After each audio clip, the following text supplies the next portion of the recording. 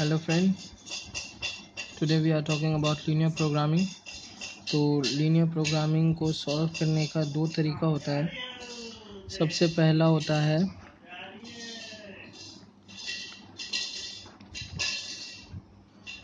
Graphical method.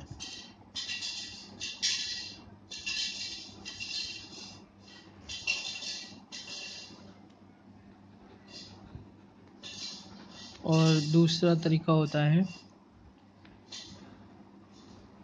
Simplex method. तो आज हम बात करेंगे ग्राफिकल मेथड पे। ग्राफिकल मेथड की एक एग्जांपल देखेंगे जिससे हमें समझ आ जाएगा कि ग्राफिकल मेथड में होता क्या है। तो आइए अब हम एक एग्जांपल देखते हैं ग्राफिकल मेथड का। तो ये हमारा एक एग्जांपल है। ये हमारा z फंक्शन हो गया, इसको ऑब्जेक्टिव फंक्शन भी कहते हैं। और ये दो कांस्टेंट होते हैं, ये दो इक्वेशन जो हैं ये कांस्टेंट होते हैं। तो इनकी मदद से हम x1 और x2 की वैल्यू फाइंड करते हैं। और x1 और x2 की ऐसी वैल्यू हमें फाइंड करनी है जिससे ये z सबसे मैक्सिमाइज वैल्यू दे। तो आइए अब हम इसे सॉल्व करते हैं। तो सॉल्यूशन फ्रॉम इक्वेशन 2, ठीक है। इक्वेशन 2 है हमारा 5x1 plus 2x2 which is equals to 180। Okay, तो when जब हम इस x1 को 0 कर दें, x1 is equals to 0, तो हमारा जो x2 आएगा वो आएगा 5x1 0 plus 2x2 is equals to 180। तो ये 2x2 is equals to 180, x2 is equals to 180 by 2 which is equals to 90। तो x2 हमें क्या मिला, 90 मिला। इसे हमें सॉल्व किया, x2 हमें 90 मिला। तो हम वो पॉइंट नोट कर लेंगे, पॉइंट 1 इस इक्वेशन के लिए जो हमें मिला है वो है 0। जब x1 0 है तो x2 हमारा 90 है। अब हम इसी इक्वेशन में x2 को 0 रख के देखते हैं। So when x2 is equals to 0, तो जब x2 इज इक्वल्स टू 0 तो 5x1 प्लस 2 ये 0 और h इज इक्वल्स टू 180। तो ये आ जाएगा 5x1 is equals to 180। So x1 is equals to 180 divide by 5 which is equals to 36। तो x1 आया 36। तो जब हम x2 को 0 रखते हैं तो x1 36 आ गया हमारा। तो हम पॉइंट 2 नोट कर लेते हैं। x1 की वैल्यू आई 36 और x2 की वैल्यू आई 0, ठीक है। ये पॉइंट और ये पॉइंट मिलाकर एक लाइन बनेगा हमारे ग्राफ में इस इक्वेशन के लिए। अब हम इक्वेशन थर्ड का भी 2 पॉइंट फाइंड कर लेते हैं। अभी हमने इक्वेशन सेकंड की ये पॉइंट फाइंड की है, अब इक्वेशन थर्ड को हम लिखते हैं। तो इक्वेशन थर्ड हमारा है 3x1 plus 3x2 less than is equals to 135। Solve करते वक्त हम लेस देन हटा देते हैं, इक्वल्स टू ही लेते हैं।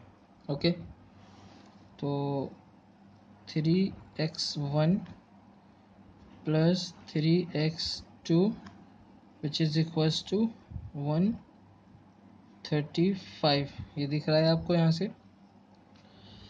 तो अब हम इस इक्वेशन में क्या करेंगे, x1 को 0 रखेंगे। तो when x1 is equal to 0, तो हमारा x2 क्या आएगा?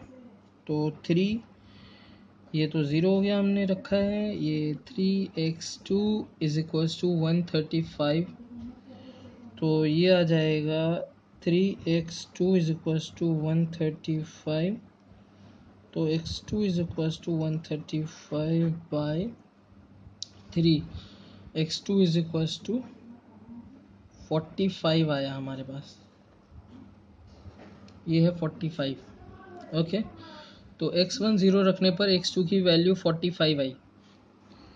तो अब हम पॉइंट 1 इस इक्वेशन का नोट करते हैं, x1 0 then x2 is 45। Okay, अब हम इसी इक्वेशन में x2 0 रख के देखते हैं। तो when x2 is equal to 0,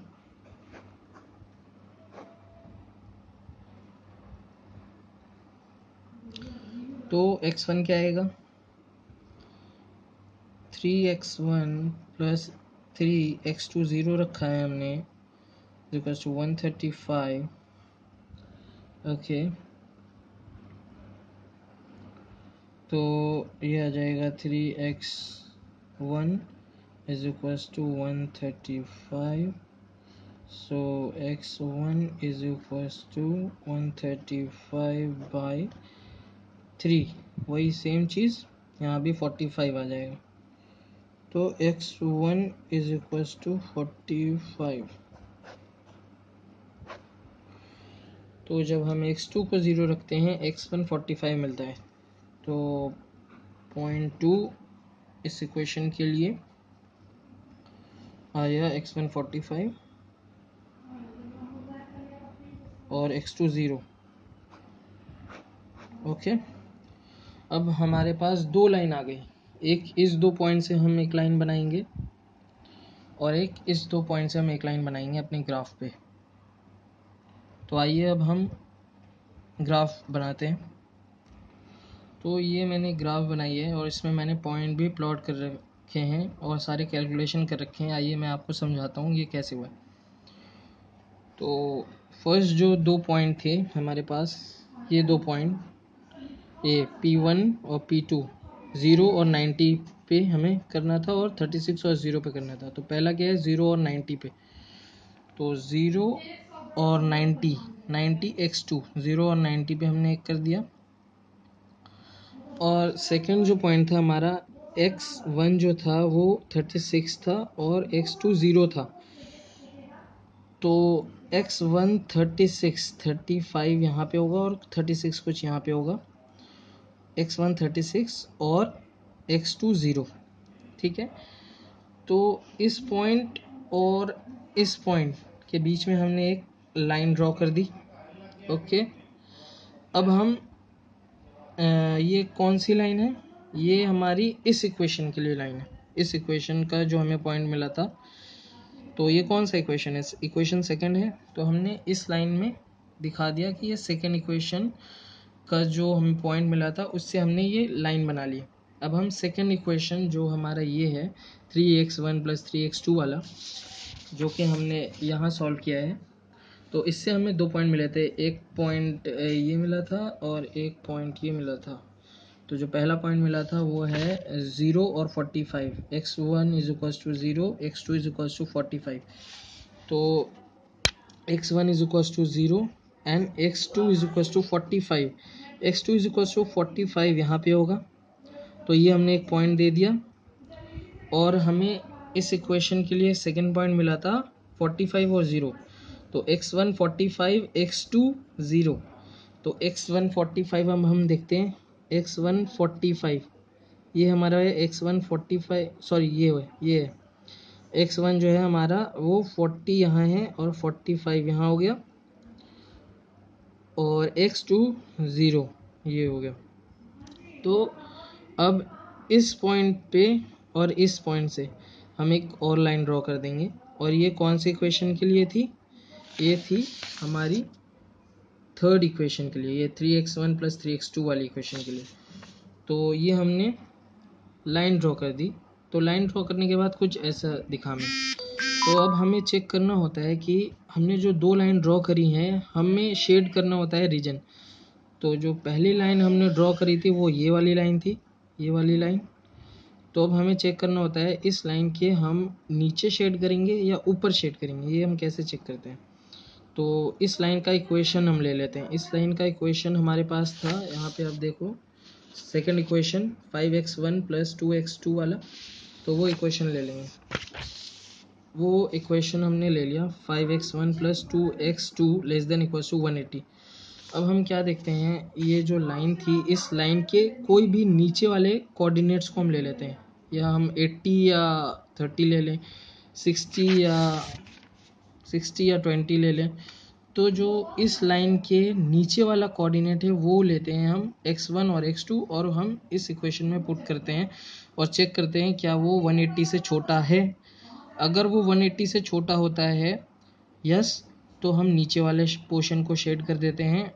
अगर वो 180 से छोटा नहीं है, अगर ये फॉल्स हो जाती है ये कंडीशन, तो हम ऊपर वाले रीजन को शेड करते हैं। तो ज़्यादा बेहतर ये होगा कि आप 0 0 लें। इस लाइन के नीचे ये भी एक कोऑर्डिनेट्स है, 0 0 है, कैलकुलेशन में आसानी हो जाएगी। तो हमने यहाँ पे x1 0 लिया, x2 भी 0 ले लिया। इन दोनों की वैल्यूज़ को यहाँ एक x1 और x2 में पुट किया है।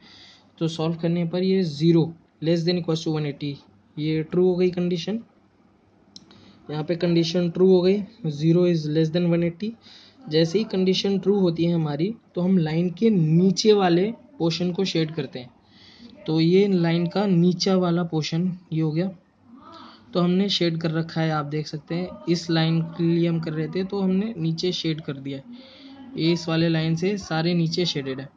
अब हम सेकंड लाइन को चेक करते हैं। सेकंड लाइन में भी वही हम सेम चीज़ लेंगे। सेकंड लाइन का इक्वेशन हम उठाएंगे। सेकंड लाइन का इक्वेशन है ये 3x1 + 3x2 <= 135। इसको भी हम नीचे वाला कोई भी कोऑर्डिनेट ले सकते हैं। ये 80 30 ज़रूरी नहीं है 0 0 ले आप। ये सारे कोऑर्डिनेट जो इस लाइन के नीचे हैं, इस वाली लाइन को चेक करें हम, इस लाइन के नीचे जो भी कोऑर्डिनेट्स आप ले सकते हैं, लेकिन 0 हम इसलिए ले रहे हैं ताकि कैलकुलेशन फास्ट हो जाए मेरी। तो अब हम x1 और x2 दोनों 0 0 ले लेंगे। तो x1 x2 यहाँ भी हमने 0 0 ले लिया, और x1 x2 की वैल्यू को हमने यहाँ डाला। तो जो सॉल्व किया है हमने उसकी वैल्यू आई है 0 <= 135। ये भी जो है हमारा ट्रू हो गया। ओके, तो ये भी ट्रू है। तो इसके भी हम नीचे शेडेड करेंगे। तो आप देख सकते हैं मैंने शेड कर रखा है इसके नीचे, इसके नीचे भी शेड कर रखा है, हमने शेड कर रखा है। तो ये डबल शेडेड रीजन हो गई। ठीक है, तो ये जो रीजन है ये इस लाइन के नीचे भी आती है और ये रीजन इस लाइन के भी नीचे आती है। मतलब ये रीजन जो है ये कॉमन रीजन है। ठीक है, ये रीजन को हम हटा देंगे, इस रीजन को हम हटा देंगे, बट ये रीजन जो है डबल शेडेड रीजन वो दोनों लाइन के अंडर में आती है और उनकी कंडीशन को सेटिस्फाई करती है। तो ये इस रीजन को हम कहते हैं फिजिबल रीजन। अब फिजिबल रीजन जो है हमारा एक ऐसा कुछ शेप बन रहा है।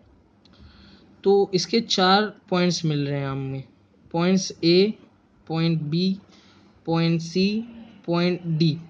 तो पॉइंट A हमें पता है ये 0 है x1, और ये x2 की लाइन है, x2 की है। तो x2 हमारे पास 45 है। ठीक है, और पॉइंट B हमें पता है ये तो ओरिजिन है 0 0। पॉइंट C भी हमें पता है। ठीक है, ये 0 है x1, ये x1 की लाइन है। x1 हमारे पास है 36। ठीक है, सॉरी 36 है यहाँ पे, आई थिंक, सॉरी ये पॉइंट जो है 36 है, 36 है। ये जो हमने पॉइंट निकाला था वो 36 और 0, तो ये पॉइंट 36 है।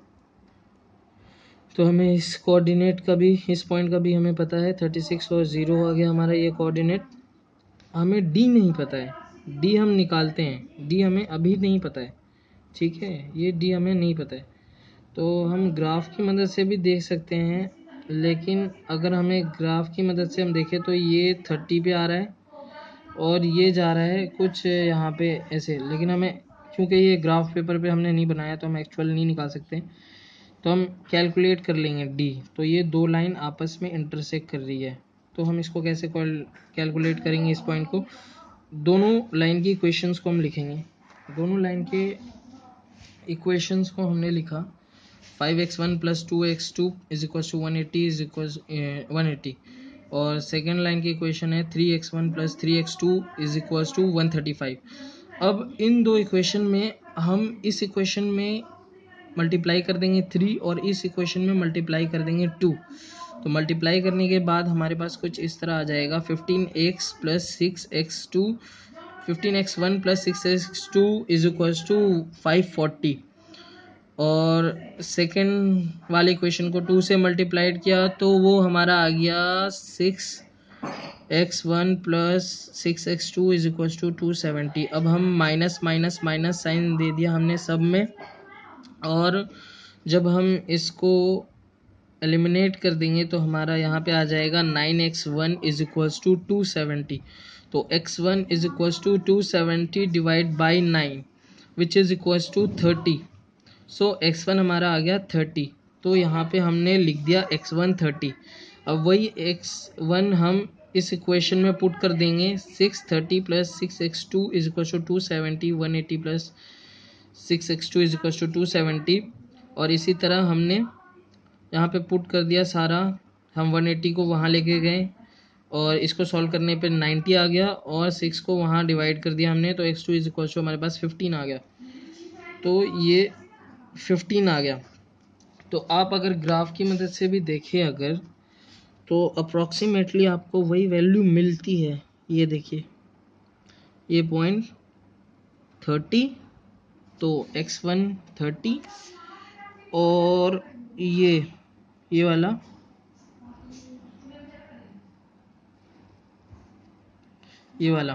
तो ये 10 है, ये 10 है, ये 20 है।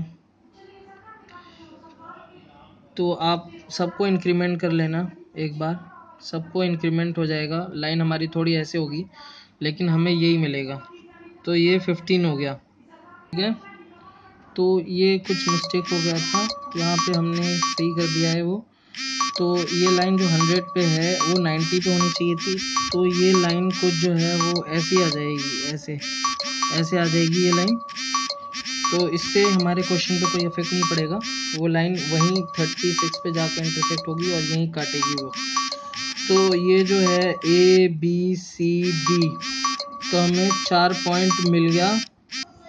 तो ये 4 पॉइंट मिले हमें ABCD, और इन सब की वैल्यूज़ हैं हमारे पास। अब हम लिख लेते हैं।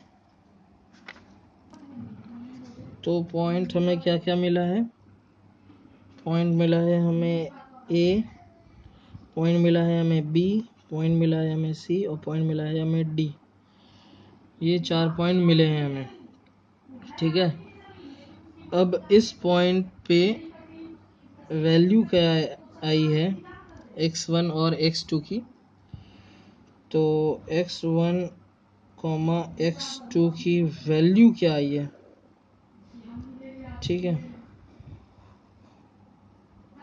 तो जो वैल्यू आई है ए पॉइंट पे 0.45, पॉइंट बी पे 0.0, पॉइंट बी पे 0.0, ठीक है। पॉइंट सी पे 36.0, पॉइंट सी पे 36.0, और पॉइंट डी पे 30 और 15, पॉइंट डी पे 30 और 15, ये पॉइंट्स हमें मिली हैं, ठीक है। और हमें x1 और x2 की वैल्यू फाइंड करनी थी जो इस z फंक्शन को सबसे ज़्यादा वैल्यू दे, मैक्सिमाइज वैल्यू। तो अब हम z फंक्शन उतारेंगे। z फंक्शन है हमारा 30,000, z फंक्शन है हमारा